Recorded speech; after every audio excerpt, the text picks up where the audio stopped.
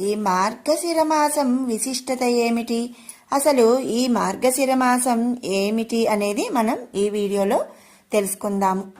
మాసానాం మార్గశీర్షాహం అని చెప్పారు మన జగద్గురువు శ్రీకృష్ణ పరమాత్మ. అలాగే కార్తికేయుడు, కాలభైరవుడు, దత్తాత్రేయుడు వంటి వారితో పాటు స్వయం భగవాను ముఖతః ప్రకటితమైన మన శ్రీమద్ భగవద్గీత అవతరించిన మాసం ఈ మార్గశిర మాసం.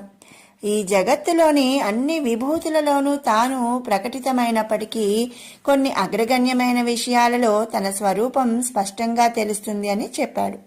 అలా మాసాలలో అగ్రగామి అయిన మార్గశీర్షం లేదా మార్గశిర మాసమే తన స్వరూపమని కూడా చెప్పాడు.